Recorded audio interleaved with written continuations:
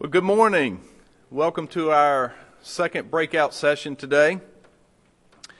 This session is cyber liability, and we'll be exploring the emerging exposures of cyber liability. As more of the insureds begin to use the internet, there are risks that may not be covered by traditional liability insurance policies. This breakout session with industry experts Bill Wilson and Stuart Powell will expose those coverage gaps and how new cyber liability products can cover them. Before we get into that, I do have a couple reminders. The networking hall time and lunch tailgate will begin immediately after this session next door in the networking hall, and that's from 11 to 12:30. Grand prize of $1,000 will be given away at 12:30. So get to your networking hall layout, get all your stickers filled and get that turned in and drop it off at the IIENC booth. The PAC silent auction also will end at noon. So go in there and bid often. The Victory Junction raffle, the Harley-Davidson leather chair. See a young agent to purchase your raffle tickets. The 50-50 raffle will also end at noon. Young agents are also selling those tickets. For those who will be playing golf this afternoon, golf will start at 1:30. There will be shuttles from the Embassy Suites to take you over. The Rocky River Golf Club is located right behind the Embassy Suites. If you do drive, you take a left out of the hotel and go about 2 blocks and follow the signs. Transportation to the Speedway for this evening activities will begin at 5:30. Shuttle buses will be leaving from the Embassy Suites as well as the Great Wolf Lodge. And I was also told there will be a shuttle service to the golf course for those who want to take the shuttle and not drive over. I think everybody just meet out in the front of the lobby. But remember, we are going to eat lunch here first. So lastly, before we get started, if you have not turned in a CE ticket, Natalie's back there. You can hand them to her, and we'll get started. First, we have Stuart Powell, Jr., MA, CPCU, CIC, CLU, CHFC, ARM, AMIM, AAI, ARE, CRIS. That's enough. XYZ. Stuart is the Vice President of Insurance Operations and Technical Affairs at our association. He has worked in the insurance business for over 30 years. He joined the IIENC staff as director in 1995 and currently manages the insurance operations for the Big I. He is administrator of the Errors and Admissions Insurance Program and manages the insurance benefit operations for the members. He's a frequent instructor, and very good one at that, of the insurance courses around the country. He's on the national faculty of Society of Certified Insurance Counselors and regularly teaches in the CIC institutes and graduate seminars. Bill Wilson, Jr., CPCU, ARM, AIMI, and AAM, is the Associate Vice President of Education and Research for the IIABA and Director in the Big I Virtual University. He is the former Director in Education of Technical Affairs for the Insurers of Tennessee. He has conducted hundreds of technical seminars, workshops, convention presentations, and numerous insurance organizations around the country. Bill has researched, developed, written, and published dozens of technical articles, manuals, CD, audio tapes, and has authored articles in the business and industrial trade publications. So at this time, let's welcome Stuart and Bill.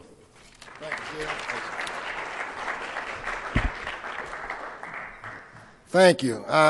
He used the word expert. I hope it had a little lowercase e involved with it because this is a new subject for a lot of us. In beginning to get questions last year about cyber problems, cyber issues, I realized what I didn't know about it. And so one of the great ways to learn is try to write something on it. So I started putting together a little course that I thought we could use in different venues, and this is kind of the result of that.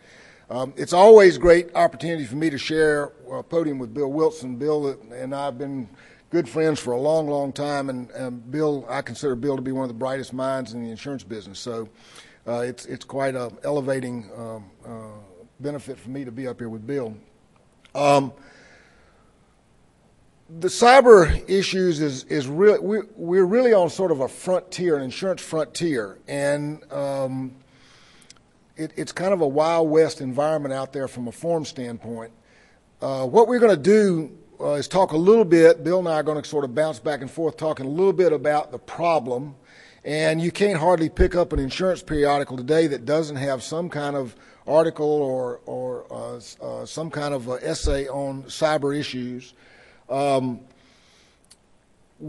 Bill's then going to go into some detail about why the current property and casualty forms that most of us are familiar with don't work for the cyber exposure, and then I'll kind of wrap it up with a look at a ISO e-commerce form. And this form is not generally, I haven't seen it used in the marketplace. One of the problems with trying to look at cyber forms is that we are today with cyber exposures where we were with EPL exposures about 15 or 20 years ago. And that is, all the forms out there are different. The wording is different. There's not a really standard terminology that we use in the industry to describe these exposures and these coverages. And so it's very hard to go into a couple of forms and make real substantive comparisons. And it would be a very tedious exercise. So what we decided to do was take this ISO e-commerce form and use it as kind of a base form. Interestingly enough, there are about 2.5 pages of definitions in this form. And I think this ISO is trying to, in some ways, kind of give us a standard vocabulary to use to talk about some of these exposures. And so that's a good thing because most of us haven't gotten very articulate about these coverages yet.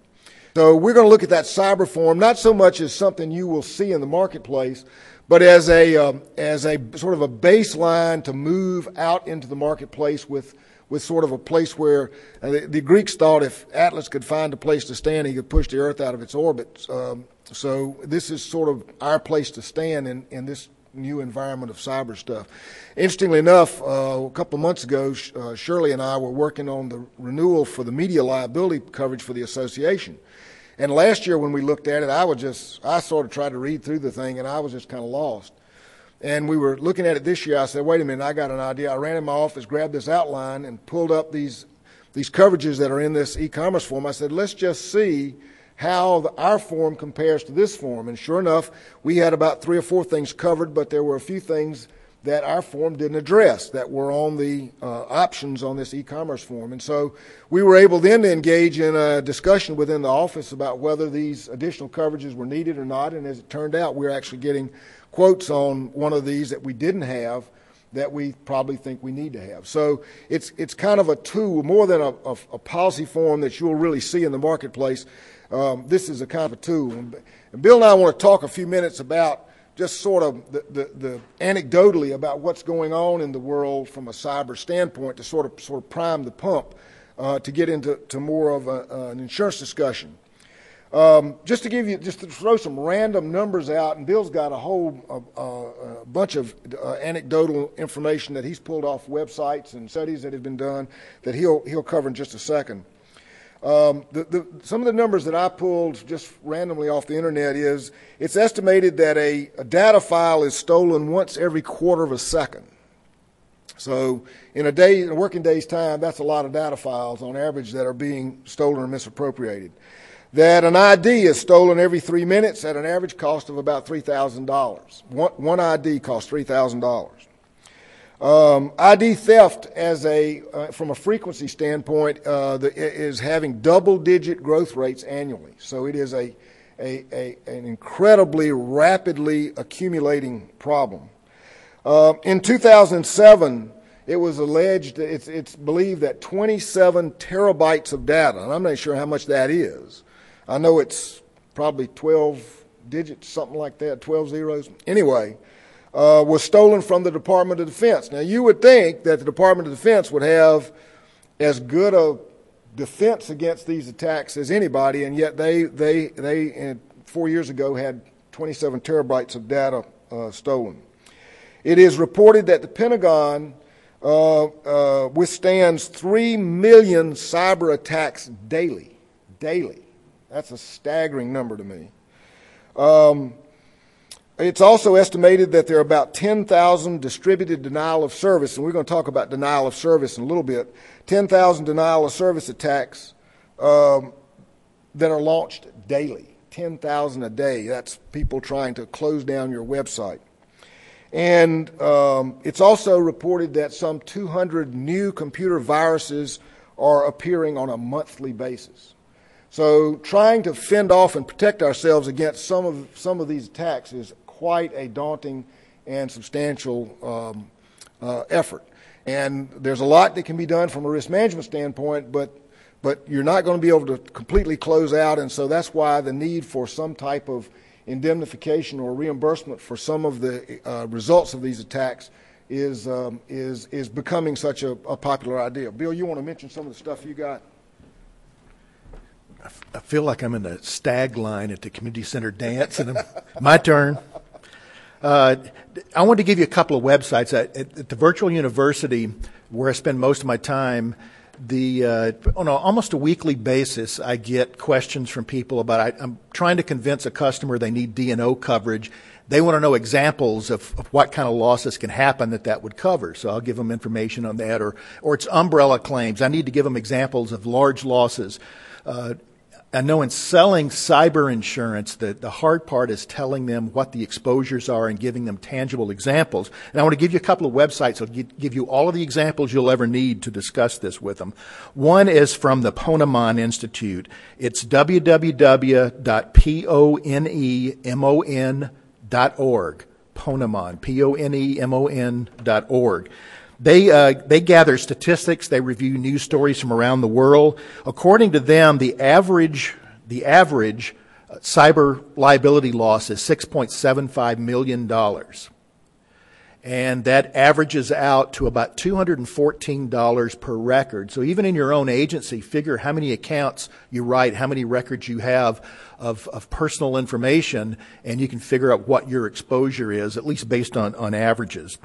I think the largest loss they mention is the TJ Maxx one a few years ago that was about $32 million. I want to give you some one other website, and that is www.datalossdb, D as in Daniel, B as in boy, DATALOSSDB.org. That's datalossdb.org. They have example after example of security breaches. I want to give you three examples, and I'm going to give you one later on that's even more personal. The three I relate to either directly or indirectly. One is from January 2000, early on, when the Internet was really becoming something that was increasingly being used by people around the world. I bought CDs on a website called cduniverse.com. They were breached. I believe it was a Russian or Russian hackers, and they got 300,000 credit card numbers and tried to extort $100,000 is all they were asking for back then. And if they wouldn't give them $100,000, then they were going to post these credit card numbers on the internet, and they wouldn't give them $100,000. So they got to 25,000 before somebody got to them and shut them down. So of the 25,000 credit cards or credit card information that was posted on the internet, guess whose was included? Mine. I got a call from Discover that they'd shut down my account. Since that time, I changed the way I do things from a risk management standpoint. I only use one credit card for all online purchases, and that's all I use it for. I use it solely to buy stuff on Amazon and Barnes & Noble and so forth. Another example I wanted to give you was from January 2008. I live in the Nashville area, and the Nashville Election Commission, two guys broke in and stole two laptops that had unencrypted data on them for 337,000 registered voters. And they ended up getting the laptops back. They didn't think they were compromised, but to make sure, the city of Nashville, and I believe they were uninsured for this, had to spend over $1 million to buy identity theft coverage for 337,000 voters. One other example just happened this past December. I just bought a new Honda about 3 months ago, and back in December of 2010, Honda and a lot of other companies used an email marketing firm, and their database was hacked. And they stole 2.2 million customer names, login information, email addresses, VIN numbers, all kinds of personal data. One of the scary things about that is they knew their email address and they knew their password they used to get into the Honda and other websites. Is there a chance that they used the same email address and password at other websites? Probably for most consumers, it's quite likely. So when they get this information, all they have to do is start shopping around at Amazon and other places, trying that as login, and bam, they're into their accounts at those places. So you can see how it can mushroom exponentially from one breach and have a multi-million-dollar loss as a result of that. All right. To sort of set the stage for what we're going to talk about, I want to talk a little bit about the traditional insurance products, and then a little bit about why they don't fit well in cyberspace, just in general terms, and Bill's going to get into the actual policy specifics. Most of our insurance forms that are around, if there are a few that have really emerged in the last 15 or 20 years, but most of our primary property and liability forms have been around in concept for 100 years or more, and they largely arose out of the late 19th and early 20th century, when capitalism in this country was really coming into full flower. And there was a book written a few years ago by a guy named Lester Thoreau, who was the dean of the Sloan School of Business at MIT, and I think it was called something like The End of Capitalism or The Death of Capitalism, something like that. And everybody thought it was a socialist book, but actually the point he was driving at was 100 years ago, to create wealth, you had to have money, you had to have capital, you had to have things, because you had to buy plants, you had to buy raw materials, you had to buy machinery, you had to hire people. But Bill Gates proved to us 25 years ago that a few $1,000s and a garage, and you can create more money than most of us can imagine. And so what we're seeing today is a society that the values are no longer really tied up in the bricks and mortar objects associated with the business, but are really becoming increasingly tied up with the intellectual properties.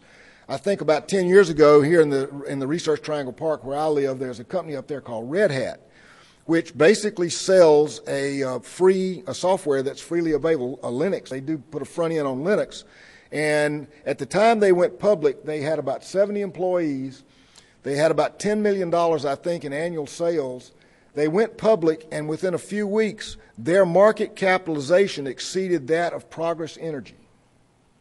With all of its reactors, power plants, equipment, vehicles, buildings, this little company out here, and that's come back down substantially, but that was at least a foreshadowing of how we are beginning to value companies based more on their intellectual properties than we are on their physical properties. And so most of our forms are designed to deal with tangible property and damage to tangible property. Most of our forms are designed to deal with indirect losses. We do direct losses, but we also do indirect losses, but it's generally interruptions of business that are precipitated by damage, covered damage to tangible property. Our liability forms are designed to cover exposures that we have to third parties who allege we have negligently either harmed them, their body, in bodily injury, or their tangible property. So those forms are, that's the sort of general, all of our forms are traditionally sort of bricks and mortar forms, and yet we're coming into a world where values are increasingly less involved with the tangible aspects of the business. In the cyber world, we're worried about damage to intangible property, data, denial of access to data or to e-commerce functionality. the loss of use of intangible property, not just a building being damaged causing an interruption of operations, but an interruption of operations caused by electronic issues rather than physical, tangible issues. We're worried about third-party exposures for the misuse of this data that we have in our care, custody, and control. And we're also seeing substantial problems coming about because of the extra expense involved with mitigating or protecting ourselves against not only third-party exposures, but the destruction, damage, or misappropriation of our own data and materials. And those expenses can be quite substantial. When you look at the cyber exposures from a first-party perspective, and I use that term in kind of an academic sense, these are policies where the insured pays the premium and the benefit comes back to the insured as opposed to a third party where we're protecting other people. Some of the things that can cause this electronic damage are viruses, website defacement. Our association about 8 or 9 years ago was the victim of a website defacement. We got a call one morning that said, "Have you checked your website today?" And we said, "No." And we went in there and plunked around. We put our URL in there, and up pops this blank screen with some 4-letter words on it. Come to find out that it was a time we were having some kind of political problems with China, and some Chinese cyber vandals had hacked into the site where our website was located and had defaced our website, had redirected URLs to our website to some other site. So we've seen that firsthand. Denial of service. This is getting to be one of the serious problems. I mean, if you think of an organization like Amazon, which is a cyber retailer. I mean, they do nothing but e-commerce. If someone were to load up their websites with so many hits that their websites ceased to function, what would that do to their revenues over a period of time, even a short period of time? It could be phenomenal, the amount of money that they would be deprived of, or the interruption that their retail operations could have sustained as a result of just constipating the access to their website so that their customers couldn't get there. Financial fraud. Websites are being used, the e-commerce functionalities are being used by employees to commit acts of infidelity or dishonesty. They're also being used by outside people to come in and gain access and cause financial harm. When I did this thing last fall for another group, I told them, I said, I'm not sure I'm the one that ought to be doing this. When I got in the insurance business in the early 70s, we had telephones in the office that had 6 translucent buttons on them. And my mother would not pay the $6 a month it cost to have the buttons lit up. And we had a vault, an old bank had been in there, and so we locked up our records at night, and we really weren't worried about Russian criminals getting access to our data. And here we are today talking about the same business, talking about these kinds of exposures. Computer extortion. Bill's already mentioned one of those. This is where your information is compromised or acquired, and somebody comes along and says, "Pay me $1 million or else I'm going to disclose this information on the internet." And so you either pay up one way or you pay up another way. It's kind of a devil in a deep blue sea problem. And then extra expenses associated with any kind of remediation or correction of some of these cyber problems. From a third-party standpoint, breach of confidentiality, the privacy issue is a really, really huge problem today. There are advertising misuse issues, misappropriation of intellectual property. Websites are a little more professional today, but 10 or 15 years ago, your website was done by your nephew in his basement. And these kids, they didn't know anything about libel and slander and misappropriation, intellectual property stuff, so they just go out on the internet, they'd find an image out there they liked, they'd copy that thing, pop it on your website, and next thing you know, you got a fancy website. Well, the intellectual property issues are, I think the great story on that is the Harry Potter story, where J.K. Rowling sold the rights to Harry Potter to a large publishing company. There were Harry Potter clubs all over the country that had websites, and all of a sudden these kids started getting letters from Dewey, Cheatham, and Howe, a law firm in Boston, that said, you have misappropriated our intellectual property. Get it off your website. Credit injury, the cost of reconstructing clients' credit information can be substantial. Software development and performance issues. This is really an E&O or professional liability for software developers. If you develop software that doesn't have adequate security built into it, and it allows intruders into the system to either misappropriate data or to use your system as a platform to attack other people's computers, then there can be possibly civil liability as a developer for that exposure. The missharing of user information and liability for theft or loss of customer information can also result in fairly substantial fines and penalties. There are a number of statutes, and Bill will mention some of them later. There are a number of both federal and state statutes on the books now that, and it's almost a bewildering number of laws that set certain standards for security, and if those are not met, then the fines and penalties can be staggering for that exposure. And with that, I'll turn it back over to Bill.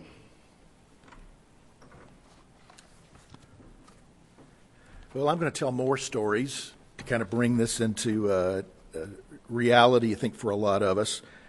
And then I'm going to move into why current policies don't cover most of these exposures. Stuart already pointed out in an earlier slide that there are restrictions for damage only to tangible property, whether you're talking about the ISO building personal property coverage form, the business income form, crime forms, and general liability and so forth. It covers tangible property. Also, it's limited to direct physical loss. So ISO has a way of controlling this. And to make sure, in just a minute I'm going to give you examples of where they've added other consumer information or data-specific exclusions in various policies. But I wanted to give you some ideas about the exposures once again. We've talking mainly about information and how that can amount to multi-million-dollar claims. Well, there's more at that at stake because the whole cyber liability exposure includes things like copyright infringement, about harassing people online and defamation and so forth, of which there is generally limited, if any, coverage. And to give you some examples, a lot of this involves risk management, not just insurance. There is, on the Virtual University website, a couple of articles about insuring customer data and one about risk managing customer data from ACT, the Agents Council for Technology. And one of the things they deal with is securing files. I went into an agency not too long ago, and there were customer files everywhere, piled up on desks. Needless to say, if you have a cleaning crew come in, and an agent earlier this morning was sharing an example with us where a cleaning crew person began daily to go through customer files and get information, and they were taking out credit cards and making purchases in the name of those, identity theft. So securing those records in secure cabinets or securing them electronically. Agencies, I had one, this happened several years ago, an agency or someone at the agency had forwarded an email with a virus attached to it, and it had damaged the files of one of the servers on one of their customers' premises. Another example, I mentioned copyright violation. If you have information or other items on your website, for example, that are copyrighted and filed with the Library of Congress, you can have a copyright penalty of up to, I believe it's $150,000 per violation. And I mentioned to somebody this morning, there is a website, it's called tineye.com, Tineye. I don't know what that means, but that's the name of the website, tineye.com. You can search for graphics. For example, in one agency that I'm familiar with, they put up a graphic of it's kind of a landscape. It was a photograph, beautiful thing. And I took the location, the web address of that, and I entered it in TinEye, found out that the graphic came from a professional photographer's website who had a statement on there that you can't use his material without permission. So hopefully the agency had gotten permission, but if they didn't, they could be subject. This guy, all he's got to do is enter that information on his graphics and see where they show up all over the internet to go after people on a copyright violation basis. And if it's filed with the Library of Congress, you don't even have to prove damages. Those damages are statutory.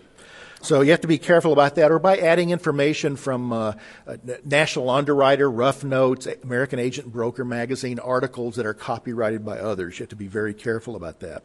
I wanted to, one other example is Steve Anderson. Some of you know that name. Steve is an automation consultant, has one of the best websites I've ever seen at steveanderson.com. But one of the things he does on there is he shows his travel schedule. And the last time I saw him, I told him, "You're crazy for putting that up there," because he'll have, "Wife and I are in Aruba for a month." Well, the people getting ready to break into your home are happy to know that, and that's what's happening. If you see stories in the media about folks that are looking for people that say on Facebook pages or whatever that they're out of town for a week, then they go and break into their homes.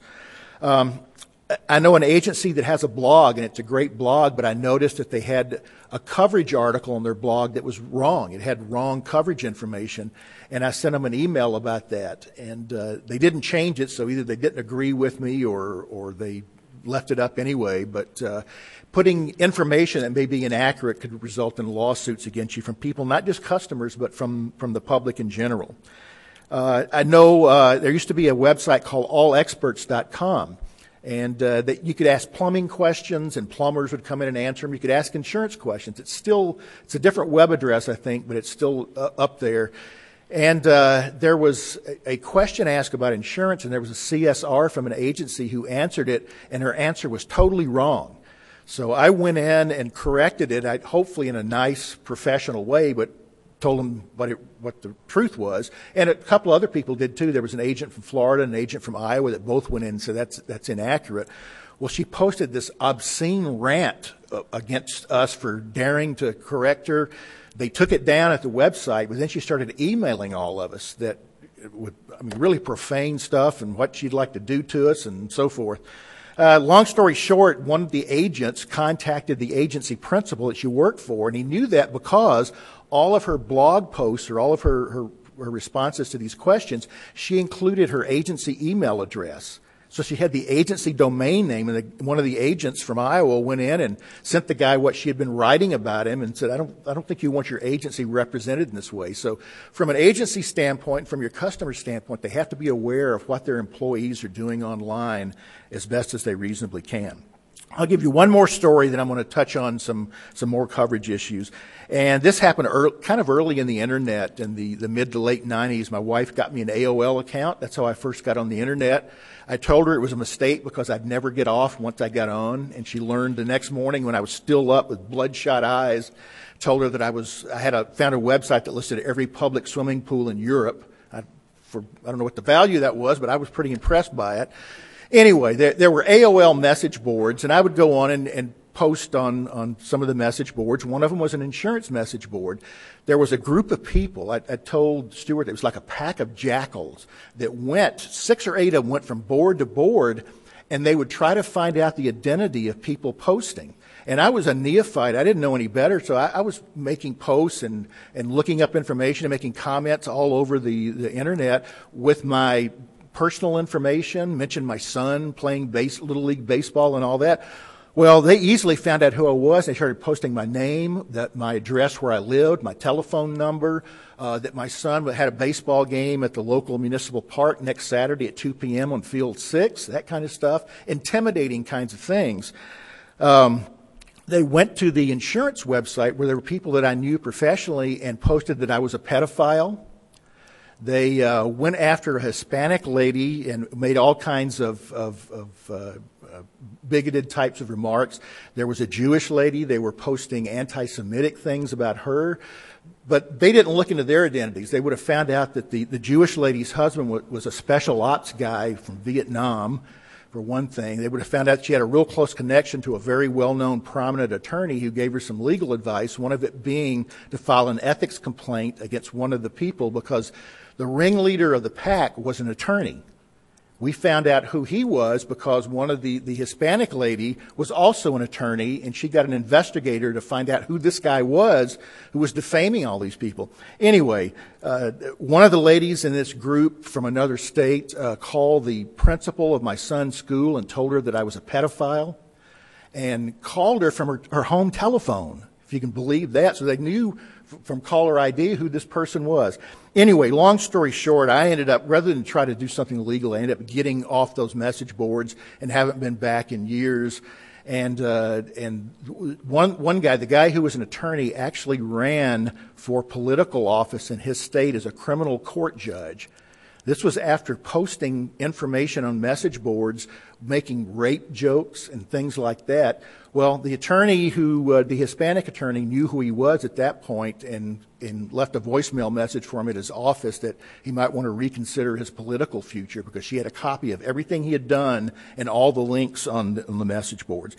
That's just an example of what can happen to people and what's going on out there. Just last week, there was a guy who was sentenced for harassing a family for 2 years. The father of the family, he hacked his email address and sent child pornography to his boss, to his pastor, and to family members and others. He was just sentenced to 18 years in federal prison for online harassment. So those kinds of things are what you want to look out for. You don't want to protect the guilty people, but you want to protect the innocent people if you have somebody working for an employer or otherwise who might get sued. So we're talking about largely the loss of customer data, identity theft, and so forth, but the whole cyber exposure goes far beyond that. And if you go to the two websites I mentioned earlier, you can get examples of these kinds of events. Okay, real quickly, I've got about 5 more minutes before I turn it over to Stuart. I wanted to give you some quick examples of ISO forms, and I know it's boring if somebody starts reading policy provisions, and even worse when you don't have a copy of the policy in front of you. But I wanted to point out basically why there's not coverage in the ISO forms. For example, under existing insurance coverages, under property coverages, the CP 0010, the Building and Personal Property Coverage Form, that only covers tangible property and direct physical loss, but there is specifically under property not covered now in ISO forms, and probably most of your company forms, an exclusion for electronic data. What you find in that form is there's an exception made. There's an additional coverage provided for electronic data, and I've got a copy of it. I won't go through all the details, but essentially it doesn't provide much of anything. It's $2,500 annual aggregate limit of coverage, and it only covers the cost to replace or restore the data. It doesn't cover any of the resulting financial loss from that data being used by someone else illegally. Also, there is some valuable papers and records coverage, but specifically, it excludes electronic data. There's a utility services exclusion that applies, and there is an endorsement to buy that back. I think on the next slide, under property coverage endorsements, it has utility services, direct damage.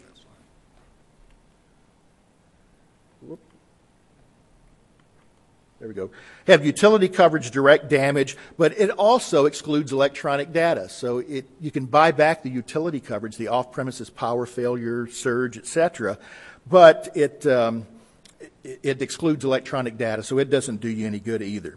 ISO actually has an electronic commerce policy, or rather, an endorsement, and it only responds to e-commerce related claims and has all kinds of limitations. So it was an early effort by ISO to try to keep up with what was going on in the marketplace.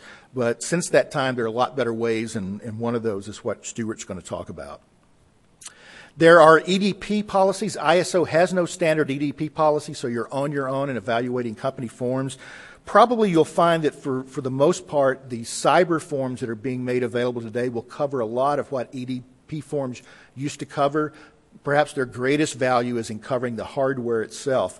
And I'll make a point here that when we're talking about property, business income, CGL coverage, crime, EDP, cyber liability, whenever possible, write it all in the same company.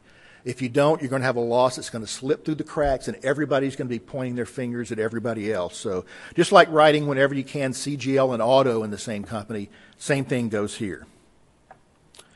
Other property coverages for business income for indirect types of exposures, they also exclude electronic data. The exclusions are almost identical to the direct property exposures that I just mentioned a minute ago. There is a utility services time element endorsement. Once again, it buys back coverage except for electronic data, so it doesn't do you much good either.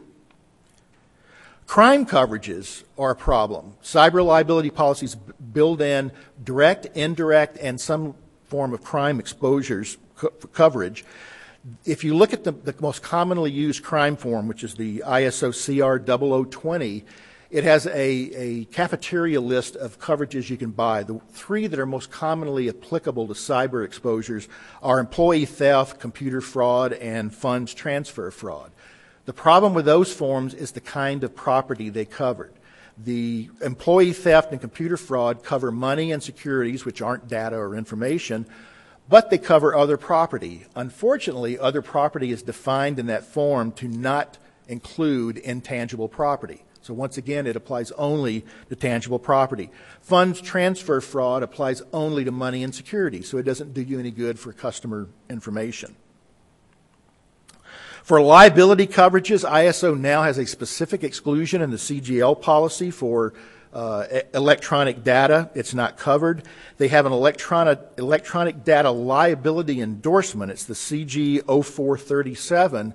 You can add coverage, but the coverage only applies if there is physical injury to tangible property that triggers the data loss. So you'd have to have a fire or tornado or a contractor cutting a communications line that eliminates some data before you'd have any coverage under that form.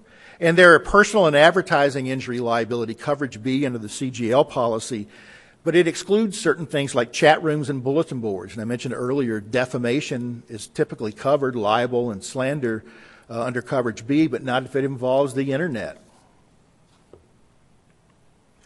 ISO also has a full coverage form they introduced some time ago, the electronic data liability coverage. It's basically like the CG 0437 I showed you just before, but it doesn't require physical injury to tangible property. So it's broader coverage, but it has its own set of exclusions, and the coverage is very limited, almost non-existent compared to most cyber policies today.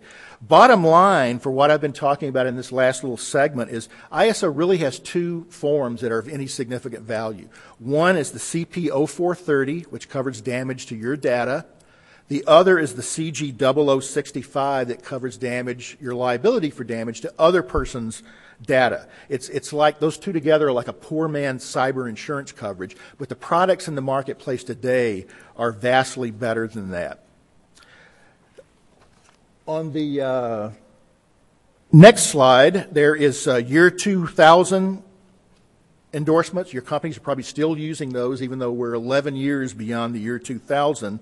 They still exist. There are BOP endorsements that track with the ISO liability endorsements for CGL.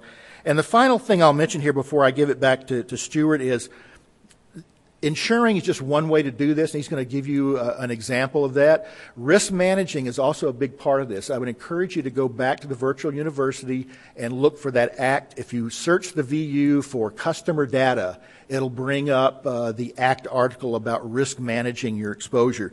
Things like telling your employees how to deal with phishing, where you get something saying click here to access your bank account information, and if you hover your cursor over the link, you'll see that it doesn't go to where you think it goes. It goes to some website in Russia or Indonesia or somewhere like that. Don't have staff members putting their passwords on Post-it notes up on the computer monitor, and you see that kind of thing all the time in agencies.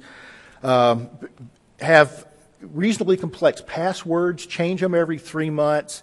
Our system internally allows us to, or requires us to change ours every 3 months, and we can't repeat a password for a year. So we have to have at least 4 different passwords on our own network. So there's some things you can do from a risk management standpoint, and now Stuart's going to tell you what you can do from an insurance standpoint. Thank you, Bill. The first comment I would make is that one of the things that's a little bit challenging for some of us old-timers is we're so used to dealing with forms as either being first-party or third-party forms. And these cyber forms really are amalgams of both. They have first-party exposures in them, and they have third-party exposures in them. And so you have to sort of read carefully to make sure you know what you're looking at. And from a third-party standpoint, there are both what we could call defensive coverages, which is normally what we have, where someone is alleging that we have done something wrong, and therefore we need protection from a defense standpoint and from an indemnification standpoint if we're proven to have actually done something wrong. But now we may have to use the legal system to protect our intellectual property from encroachment by others. So there is an offensive component to this also that can be quite expensive. This is the ISO e-commerce EC0010. I don't think you're going to see this form in the marketplace. I haven't so far. But trying to compare these forms, they're very tedious because they put things in different places, they call things different things. And so what we wanted to do was go through a form that was relatively straightforward, relatively simple to understand, and then let you use that as a way to benchmark other coverages against it. And there are, as you see up there, 8 coverages that you can select on an a la carte basis. You can buy one, you can buy 5, you can buy all 8 of them. It just depends on what you need. And I want to run through very quickly these 8 insuring agreements. The first one is website publishing liability. It's a claim, and notice that, or if I go back to that other slide, notice that, the first 3 of those coverage forms have the word liability in the title.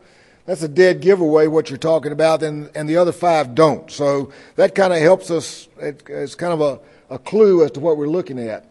The first form, which is a liability form, website publishing, is a claims-made form, so we got to get our textbook out and get polished up a little bit on claims-made, because most of you may not deal with that form on a regular basis. It protects us against legal liability for wrongful acts and defense expense for infringement of copyright, trademark, trade dress, defamation, or violation of right of privacy. And it may, there are deductibles that can be applied to all of these coverage parts in one way or another. The next form is a security breach liability. Again, it's a claims-made form, liability for wrongful acts and defense expense for security breaches, which the form defines as the cost of notification, overtime pay, call center fees, post-event monitoring, reasonable expenses approved by the insurer. So there's when you get into these data breaches and the consequences of these data breaches, there's a lot of expense involved with processing what the laws may require you to do in a data breach situation.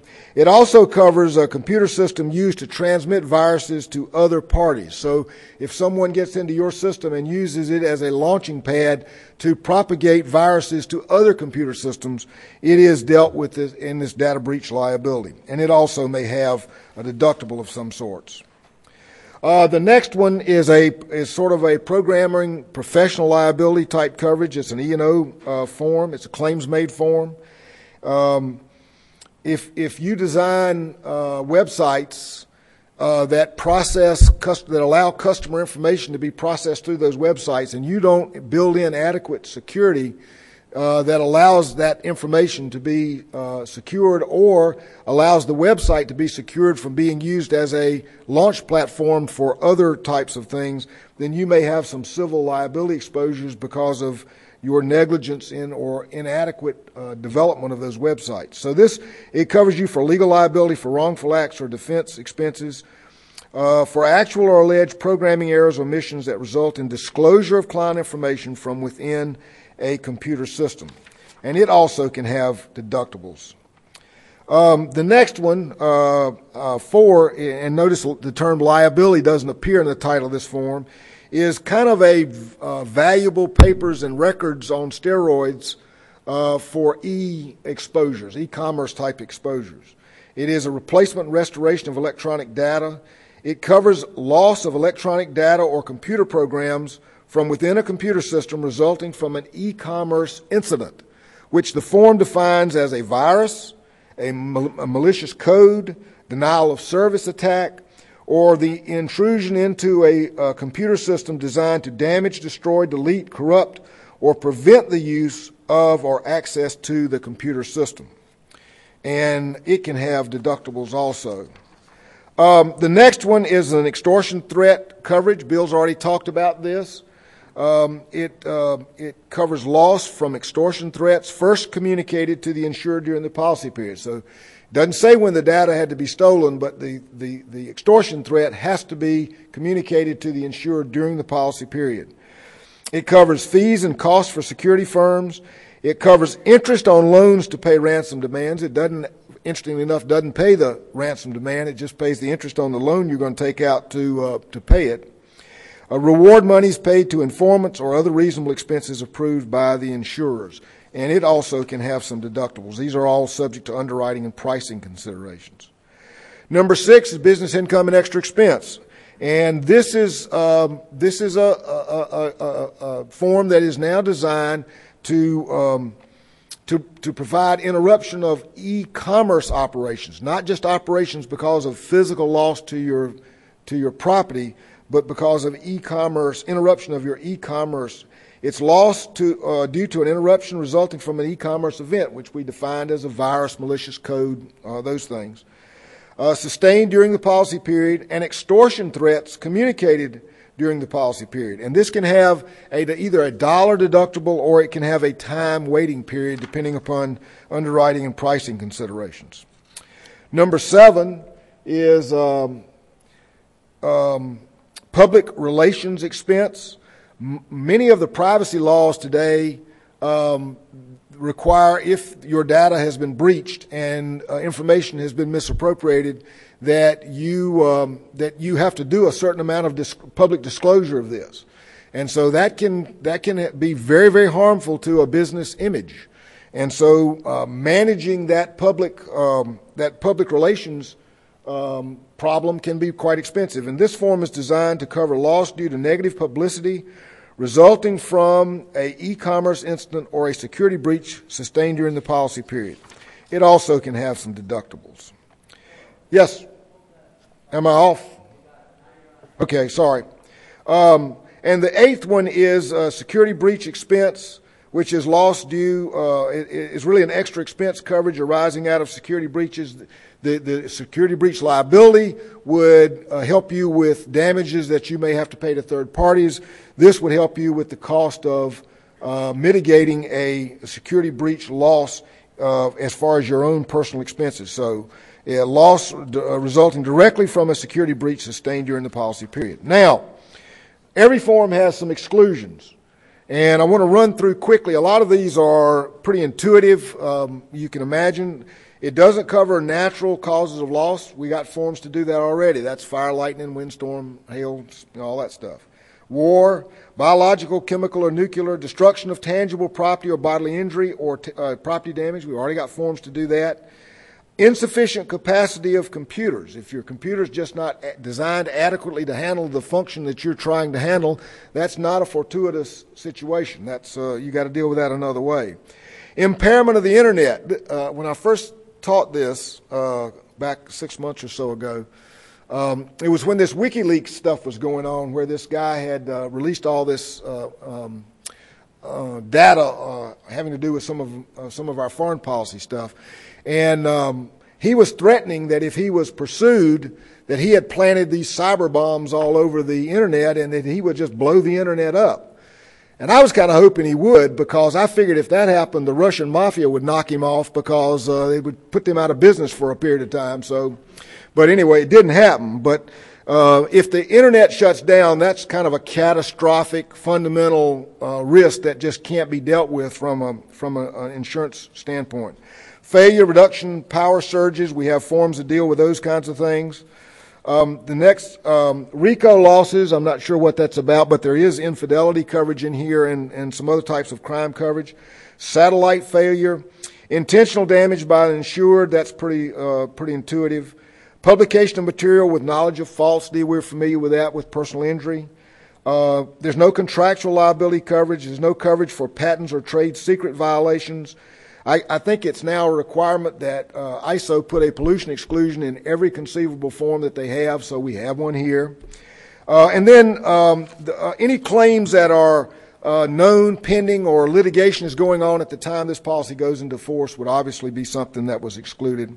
Employment practices, we have forms to deal with that. Losses prior to a retro date, these liability forms are claims-made forms, so they're going to have retro dates and they're going to have reporting period issues. Losses reporting under prior policies with the same insurer, and then criminal acts of the insured alone or in collusion.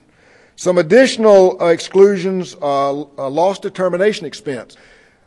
Those of you that are familiar with crime exposures, I mean, it's not very expensive to determine that you've had a fire or windstorm loss. You just walk out there and the building's not there anymore, and so you know that you've had a loss. But when you get into crime or infidelity situations, sometimes embezzlement type things, there can be some expense involved with determining that actually a loss has occurred and how much the damage is.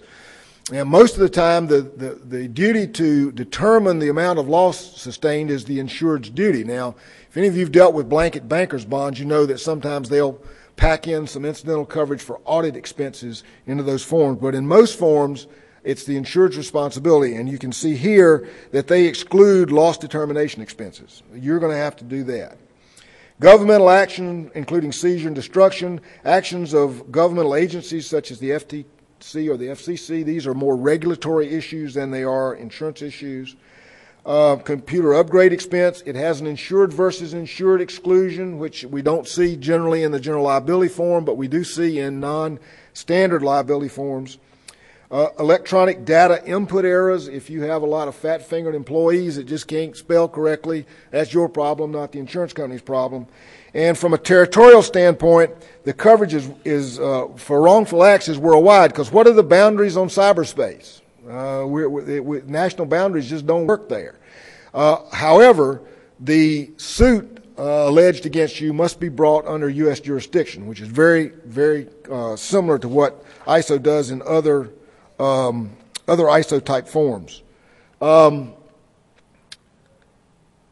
does that say? Does that say endorsements? Yeah, there are a number of endorsements I want to just mention. There's a non-binding and a binding arbitration endorsement. I'm sure the carriers want this to try to hold down claims costs by having some way other than the court system to resolve disputes. There is a supplemental extended reporting period that you can add. You can include specific individuals as employees. Oftentimes you have non-employees involved with IT operations, either contract employees or independent contractors that you are using, and you can incorporate those people into your coverage by endorsement.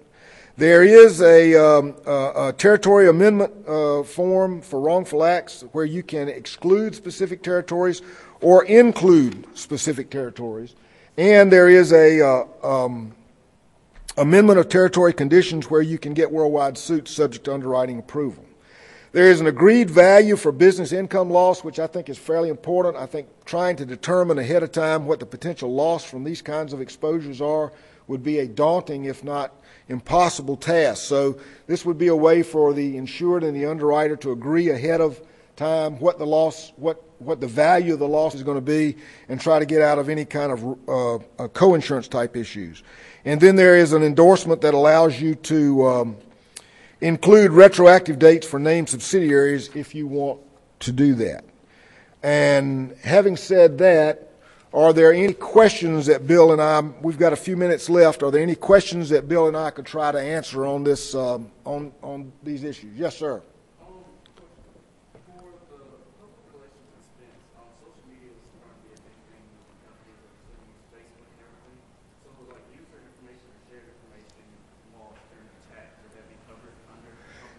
You really have to look at the individual form. What you're going to have to do, I mean, we covered these 8 units of coverage just as a variety of the types of things. What you got to do is you've got to actually read the form that you're dealing with. And you're going to get this form from, there are markets out there who are specializing in this coverage. There's actually another website Bill didn't mention, isn't it www.betterly.com? Yeah. And there's a service there where this guy actually goes in and analyzes all the different policy forms issued by the different companies. And so because these forms are so varied and so different, you're going to have to sit down with the form. You're going to have to understand the exposure that you've got or your client's got, and you're going to have to try to wrestle through that form and find out whether it's going to actually meet the specific needs that you've got. It's really hard to generalize about that at this point in time. www.betterly, it's Betterley, isn't it? It's run by Rick Betterly, and he does a fantastic job of taking all the major cyber policies, and he does this for different lines of insurance and compares all the major features of them. So he can save you dozens of hours of work of looking at the major products out there. Yeah, he has an executive summary of this on for free, but I think his service is like $200 or something like that. Something in that neighborhood. And it not only covers the forms, it gives you a lot of information about the intermediaries, brokers, and carriers who are issuing these forms. Sharon. Yeah, retroactive date endorsement, is that more for moving forms, or is it a true prior acts coverage for losses that have occurred that are not known? I haven't actually read it that closely. I just kind of looked at it just to see what it was about. I mean, within an hour, we really didn't have time to do a lot of detailed analysis. And since this form is not really in the marketplace, there really wasn't much sense in getting, all that conversing on it. What you're going to have to do is, first of all, determine, is the form you're looking at a claims-made form? Then you're going to have to go look at the reporting period provisions that are in the form, and then talk to the underwriter about what options they may have if those are not adequate. But it would be a problem if you were moving from one carrier to another. Any other questions? Questions. I've seen Ferris Bueller also. So, all right, Bill, you have any? I do want to put in a plug for Bill and the virtual university. Those of us that spend a lot of time trying to analyze forms and analyze coverage situations, what he does is an incredibly valuable service. It is a function of his responsibilities at the Big I, and there's just an incredible wealth of information on the virtual university. And Bill, there's also an Ask an Expert function on there. If you have a question, you can go in and raise the question. Bill will seed that question out to a number of the faculty members, sort of the geek squad, and get responses from different people on their perspective on your question. So it's an incredibly valuable service, and we much appreciate Bill doing it. So, anything else? Thank you very much for attending.